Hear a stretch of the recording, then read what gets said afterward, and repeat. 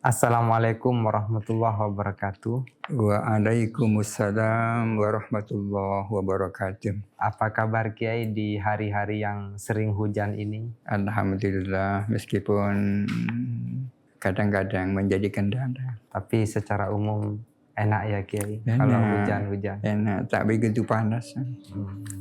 Ini ada pertanyaan Kiai dari Kiai Haji Tris Utomo, daerah Situbondo, bahwa dia pernah mengikuti sholat Jumat yang khutbahnya sangat panjang kali lebar, tetapi sholatnya itu cukup singkat Kiai, menggunakan kulhu dan qul a'udzu birabbil falaq.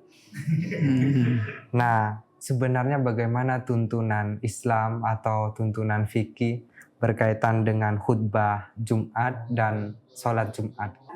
Sebelum saya menjawab pertanyaan itu, saya ingin memberikan komentar singkat tentang apa yang masyarakat menyebutnya dengan istilah Jumatan.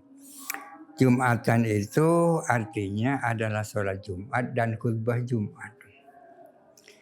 Sholat Jumat 2 rakaat adalah ibadah ritual, sedangkan khutbah Jumat adalah ajang pendidikan yang berisi mau'idhah hasanah, pendidikan agama menyangkut akidah, menyangkut syariah, menyangkut akhlak tasawuf. Itu isi daripada Jumatan, yaitu sholat Jumat dan khutbah Jumat. Terhadap pertanyaan tadi saya menjawab tentang seharusnya khutbah Jumat itu seperti apa. Mungkin saya cukup dengan menyampaikan hadis pendek yang disampaikan oleh Kanjeng Nabi Sallallahu Alaihi Wasallam. Beliau bersabda, Inna tula sholatir rajuli wa kisara khutbatihi ma'innatun fi fikhihi. Sesungguhnya panjangnya sholat seseorang dan pendeknya khutbah seseorang adalah tanda bahwa orang itu adalah ngerti agama, ngerti fikih. Fa'atilu as-salata wa aksiru al-khutbata. Oleh karena itu panjangkanlah sholatnya dan pendekkanlah khutbahnya. Ini adalah ajaran langsung dari Kanjeng Nabi Sallallahu Alaihi Wasallam.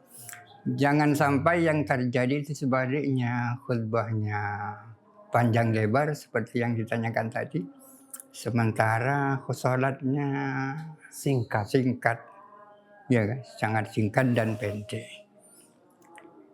Artinya jangan sampai khutbah yang dilakukan itu menjemukan. Pepatah mengatakan khairul kalami ma qalla wa zalla. Sebaik-baik perkataan atau pembicaraan adalah yang singkat tapi padat. Ini artinya bahwa khutbah itu sebaiknya yang singkat, padat, dan sangat gampang untuk dipahami. Yang terjadi adalah sebaliknya, seperti yang ditanyakan oleh penanya tadi. Itu di mana tadi sholatnya katanya?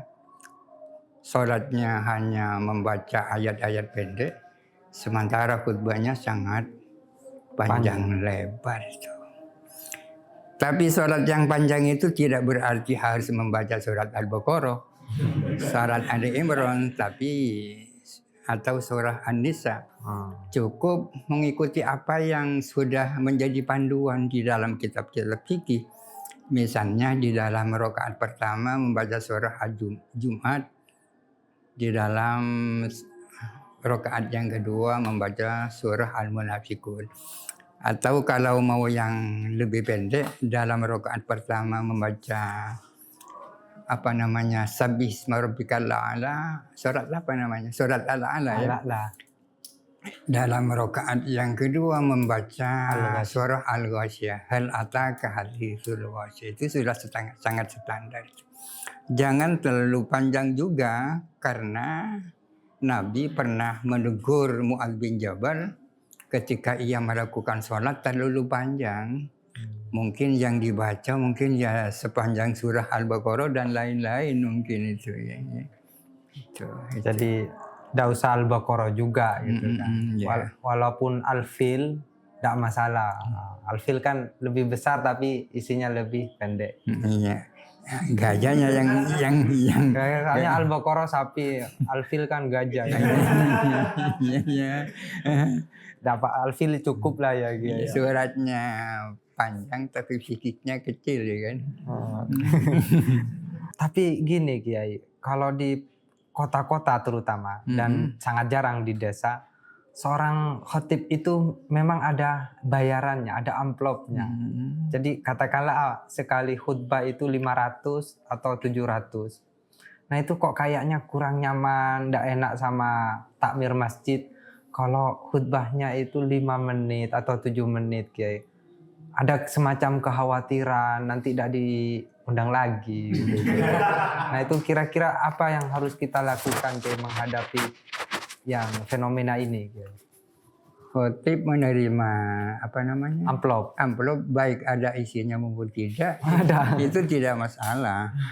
Yang jadi masalah itu kalau amplop baik ada isinya maupun tidak, itu yang menjadi motivasi khotib untuk mempanjangkan khutbahnya, itu yang tak boleh. Yang tidak boleh, jangan sampai isi amplop mempengaruhi panjangnya khutbah. Iya. Atau menyebabkan khutbah jadi panjang. Panjang lebar ya kan. Iya.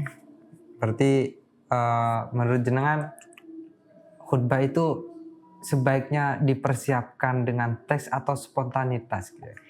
Tergantung kemampuan orangnya ya. Kalau orang yang bisa berkhutbah secara spontan tanpa teks tidak masalah, asal jangan terlalu panjang itu tadi. Kalau saya baca khutbah itu tidak sampai 7 menit itu. Kalau jenengan? Tergantung situasi dan kondisi.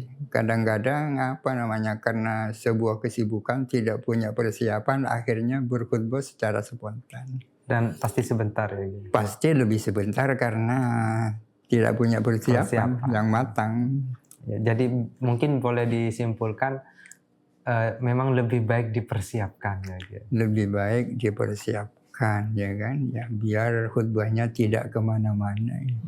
Mungkin itu Kiai yang menyebabkan salah satu kolega kita di kantor ini, Ustadz Herudin Habsis, menulis buku khutbah Jumat kembar. Itu memang singkat-singkat Kiai. Iya bagus itu, bagus. Tapi saya melihat isinya itu apa, dikaitkan dengan bulan apa, tanggal berapa. Masih belum mengadopsi hal-hal penting yang dilakukan umat muslim setiap hari.